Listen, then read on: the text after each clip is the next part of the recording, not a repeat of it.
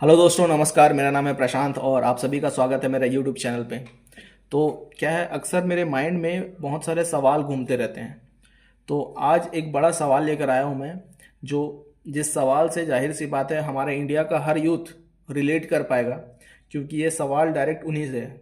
ठीक है।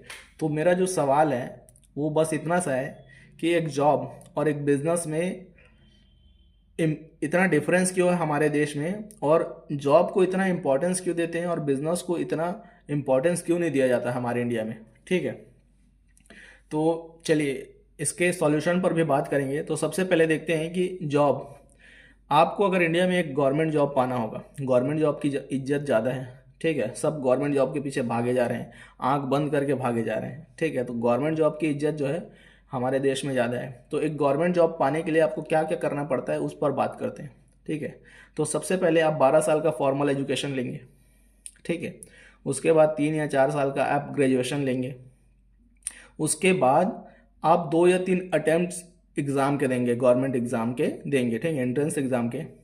क्योंकि देखिए, बहुत ही कम लोग होंगे जो एक ही अटेम्प्ट में जो है एग्ज़ाम क्रैक कर पाते हैं। ठीक है। इसका मतलब ये है कि 150 करोड़ लोगों में से अगर कोई निकाल भी लेता है तो वो तो नेग्लिजिबल है, जो जिसकी एक्चुअल में कोई रेट निकाल ही नहीं सकता। ठीक है।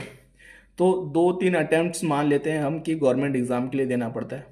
और यूपी, और उसमें भी ना होने पर यूपीएससी में कितने अटेम्प्ट्स देते हैं इसकी जानकारी तो मुझे भी नहीं है।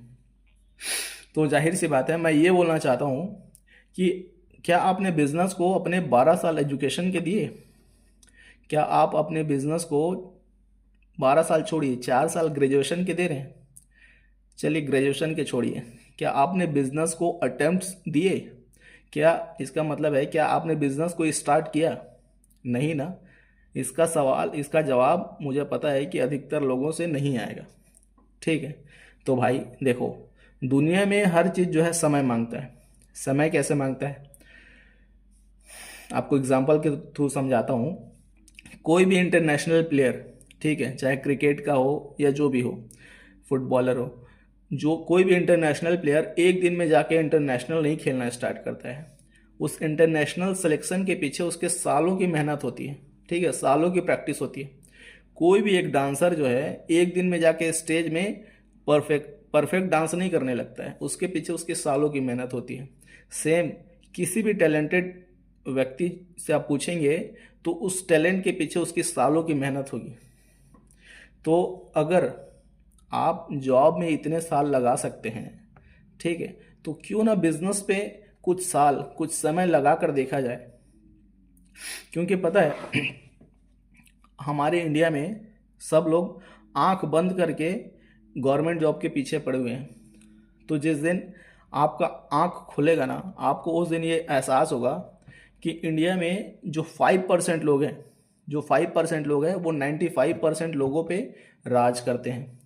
क्यों राज करते हैं? अपने पैसे के दम पे, क्योंकि वो बिजनेस करते हैं। और 5% से ज़्यादा मुझे लगता नहीं कि इंडिया में बिजनेस करते होंगे।